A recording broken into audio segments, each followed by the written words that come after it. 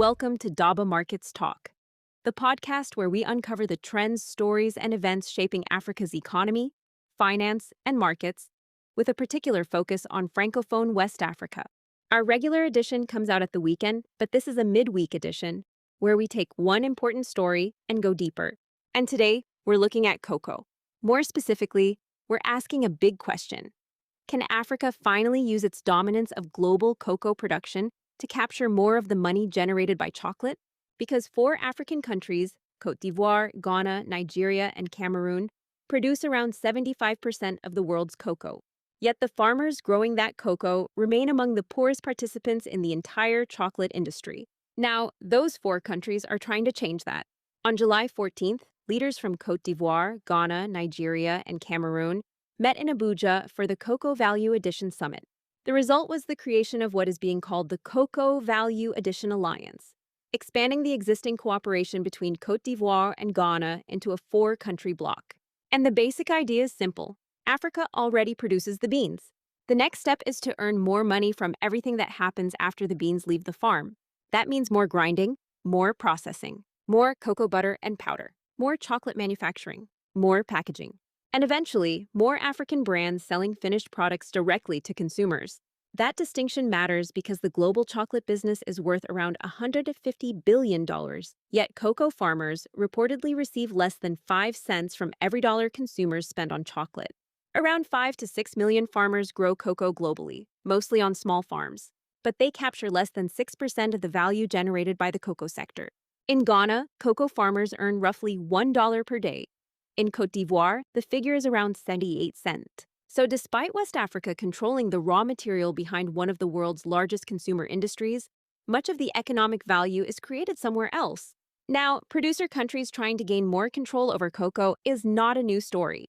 Attempts at international cocoa coordination stretch back decades. Agreements during the 1970s introduced price stabilization mechanisms. In the 1980s, producers experimented with a buffer stock of around 250,000 tons, buying and storing cocoa when prices were weak. Those systems eventually failed.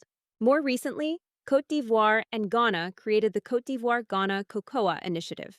In 2019, they introduced the Living Income Differential, or LID, adding $400 per ton to cocoa prices with the aim of improving farmer incomes.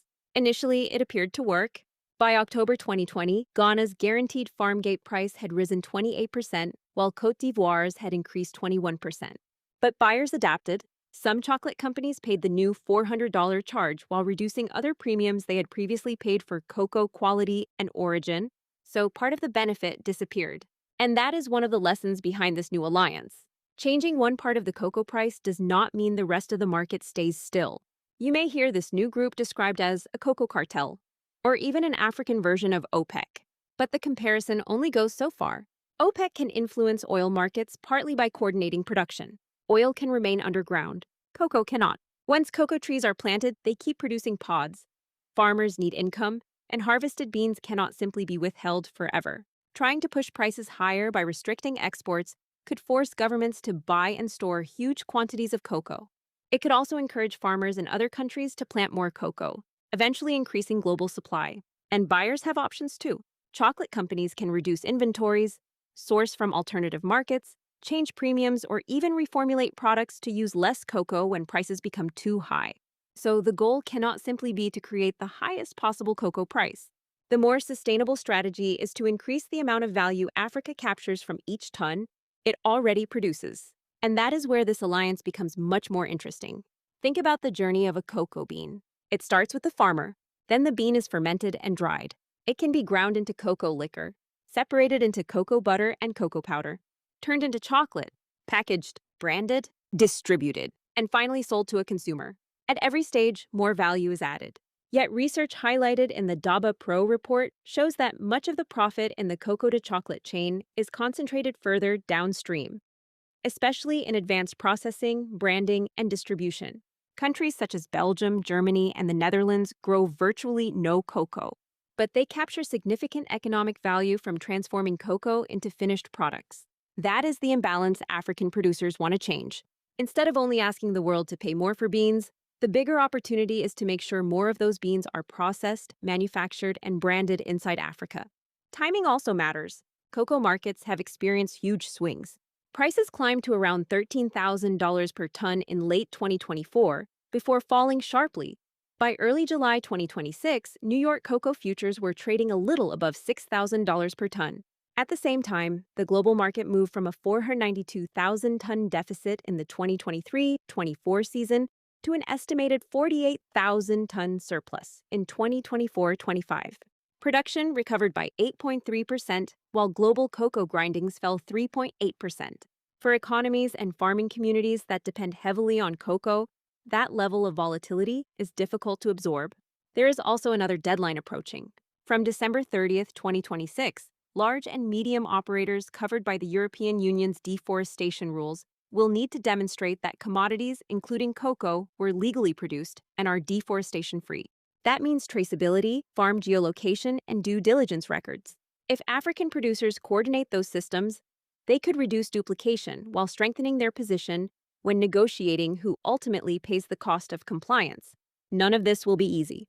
Many cocoa trees in Côte d'Ivoire and Ghana are already between 25 and 40 years old. Yields remain below what is technically possible. Farmers face disease, changing rainfall patterns, and aging plantations. Processing capacity also requires factories, electricity, financing, logistics, and distribution networks. And then there is coordination itself. 4 countries must align pricing systems, institutions, investment priorities, and farmer policies. Even small differences in farm gate prices can encourage cocoa to move across borders through unofficial channels. So creating an alliance is one thing. Making it work season after season is another. But this is why Africa's latest cocoa experiment deserves attention. The old strategy was largely about forcing buyers to pay more for the bean. The new strategy is broader. Coordinate pricing, improve traceability, build processing capacity, manufacture more locally, and eventually move from bean to brand.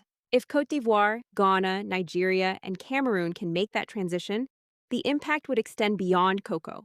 It would offer a model for how African economies can move from exporting raw commodities to capturing more of the value created around them. And that may ultimately be the more important story. Africa already has the cocoa.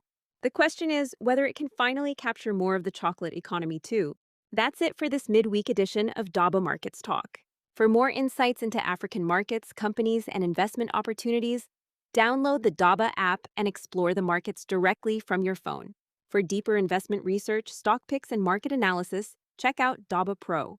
And if you want to build your knowledge of investing, personal finance, and African capital markets, you can also learn with Daba Academy. If you found this episode insightful, like it, leave us a comment and share it with someone who follows African business, finance, or markets. And make sure you follow Daba Markets Talk wherever you listen to your podcasts so you don't miss our next episode. Thanks for listening. See you at the weekend.